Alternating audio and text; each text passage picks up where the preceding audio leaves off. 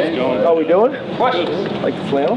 Thank you. Tis the season. James, we followed, or we asked you on Monday, you said a follow-up today on Cam and Dom separately. Are you able to give us any update there? Yeah, I apologize. You'll get a bonus question because I'm not prepared or ready to answer that question right now. Okay. So you get another one. I get another one. QB3, can you kind of talk us through the situation there? Because we've seen Jaxon listed as out in availability but active during pregame warm-ups. I know you've done that in the past, but how close is he to being available, and what has Ethan Grunkemeyer accomplished in that role this year? Yeah, so Jaxon is able to do only what you have seen so far. Like, he's been cleared to throw pat and go in pregame. So that's just kind of where he's at. Grunk has done some really nice things. Obviously, he's been able to get a ton of reps. Kind of like what Jaxon was able to get last year, and has done a really nice job with it. He throws the ball extremely well. He's mobile. He's really learning this stuff, and I think both Drew and Bo have done a great job kind of taking him under their wing and teaching them what it takes to be successful at this level. There was some conversations about getting him in the game, but there's also the aspect, we want to make sure Bo's getting as many reps as possible, just in terms of his availability as well. So, just these conversations are kind of ongoing, but we're very, very happy with Grunk, and we can't wait to get Jaxon back. James, did you pay much attention to the '94 team back in the day when you were at East Stroudsburg, and knowing what's going on this weekend, what does it kind of mean to you and the program to be honoring those guys? Yeah, obviously being from the state and in the state at the time, I was aware, but I've gotten to know a lot of those guys really well. They're class acts. My time with the Packers, whether it's been guys coming back up on campus, and some of these guys have been back more than others, so it'll create an opportunity to get to know some more of those guys. But talk about a special team, not only in terms of their record, but also the number of guys that got drafted in the first round, guys that got drafted in the sixth round and played 13 years in the NFL, guys that played 17 years in the NFL. I mean, it's an impressive group and list of collective team production as well as individual production at the college level as well as in the NFL. It's an impressive list, and those guys have been awesome. They've been pretty active, so it's great having them back, and they deserve obviously to be honored, and I look forward to getting to know maybe a few more of them that maybe haven't been back recently. What will you tell, or will you tell your guys anything about that group, or will you try to have a presentation on, hey, this is what the '94 group meant, or what would be involved? We hadn't planned on doing it, but I think it's a good point. But if I do that, I'll probably do it on Sunday. I want them locked and loaded on Illinois. But I think that's probably a good point, Audrey. I'll jot that down in my notes. That may be something good to cover on Sunday, what that team was able to accomplish and what they did. Coach, you talked a lot about Illinois' defense on Monday. Last year, they limited Drew a fair bit. How much value do you find in studying last year's tape on how they defended him in that game? Yeah, I think there's some value in that. Obviously, they have new coaches. We have new coaches. You have different personnel, which in some ways allows you to do different things or more things. To play to the strengths of your current team and also to hide some of your deficiencies or areas that you're working on. So it's a piece, but I wouldn't say it's a significant piece, especially at this point. I think for them it's game 5, for us it's game 4. There's enough for us to look at based on this year rather than last year. You mentioned guys that don't create a lot of stats on Monday. Speaking of some of those guys, how is Venga playing this year in your assessment of his performance so far? Yeah, Venga has been, really kind of the model since he showed up on campus. He is big, he is strong, he is physical, he is football smart, he is classroom smart, was raised extremely well, very coachable, as a guy that's able to play both guard positions and center.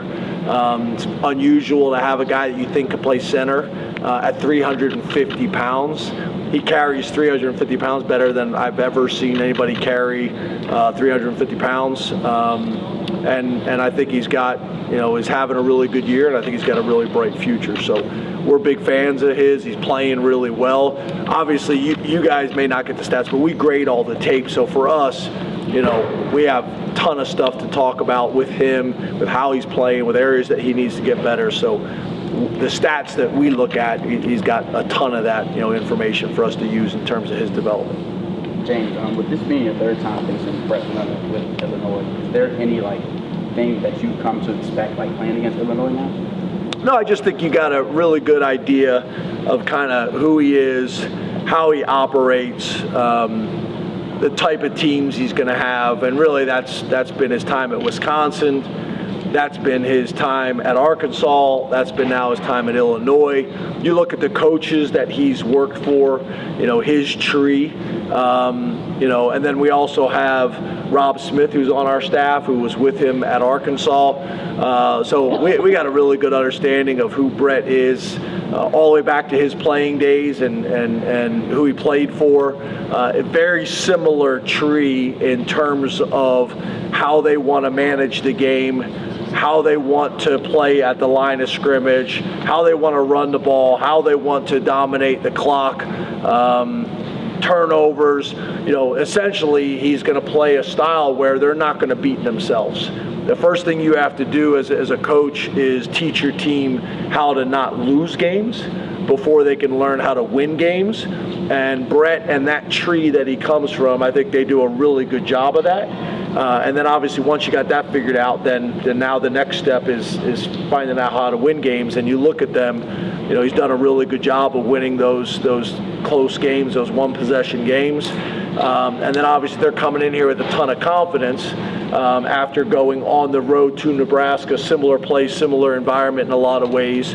A team that was, getting a lot of national attention, Nebraska, and Illinois goes in there and finds a way to get a win. So they're going to come in here confident, not only as a team, but also how to handle the environment. Just on that notion of confidence, with the team last year for returning defenders, knowing that they forced 4 interceptions, 5 takeaways, is that instilled any confidence in the team going into this game, knowing what they did last year, especially on the defensive side? No, like I had mentioned earlier, we're at a point of the season last year really doesn't factor in. James, if Dom were not available on Saturday, among that linebacker group, you got a longer look. We did too last Saturday. Do you feel like anyone's particularly prepared to step up if he were not available? Yeah, those guys are coming on. Dakari continues to get better. We'll plan on using Speca this week.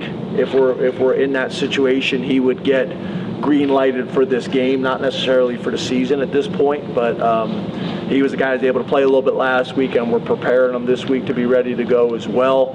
Tamir is continuing to do some really good things. So yeah, we think we're in a better position, but obviously we'd love to have all of our guys out ready to go and healthy and having a chance to be productive. James, in the staff directory, you guys are up to 15 analysts now.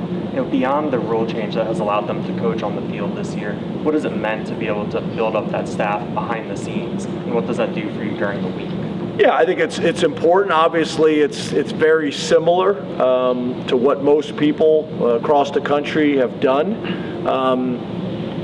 What I think the new addition that you guys are talking about, that you guys are aware of, sometimes those things that maybe are not part of the plan, but somebody becomes available, and you spend a ton of time kind of talking to them and doing research and make sure it's a good fit for both parties. And if it is, then we got a chance to bring somebody that's going to bring value, even if it's for 1 more touchdown or 2 more first downs, it's worth it. Or stopping 1 more touchdown or stopping 2 first downs. So, a lot of reason for that, but. The value obviously is some of the stuff that you're able to do in terms of working ahead.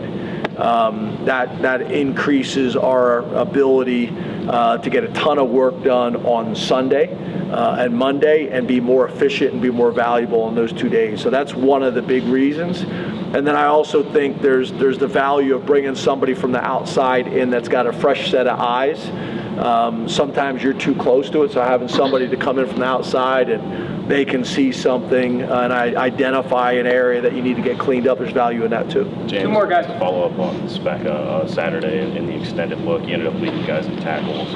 What did you see from him then? And then since he got here, what's he done to be in that position where you're comfortable letting him go if needed this weekend? Yeah, he's just a smart guy, very, very smart guy, very productive guy. Played at a great high school in terms of Pittsburgh Central Catholic. Those guys have come in here prepared and ready to play. I think the academics at that school helps prepare them, even from a football perspective, the type of program they run. So he's just come in here and been a very, very mature, very about his business guy. He's got really good athleticism. Tested really well when he showed up on campus. Him and Peter, we were really, really excited about, and continue to be. And then we can't get enough Pittsburgh Central Catholic guys. Looking right into the camera. We can't get enough Pittsburgh Central Catholic guys. So, that's a school that we're going to continue to go back to year in and year out. And it's important for us to keep the best players in Pennsylvania home, especially from the best programs. James, you talked about... Thanks for that question. I appreciate it. James, you talked about some of the struggles with helmet communication on defense after Bowling Green. Considering how loud it should be this weekend, how comfortable are you in that facet? Yeah, that's why yesterday and today we had the defense in here with the crowd noise going. And obviously we have cleaned some things up as well, and just kind of how we're operating and how dependent we are on the headset communication and how much we're not, using the headset communication, kind of working through some of the kinks. But I thought last week, was excellent. But there's still the fact that you're dealing with the noise on defense. Not only is it challenging for their offense, it also, if you're not prepared for it, it creates some issues for you too.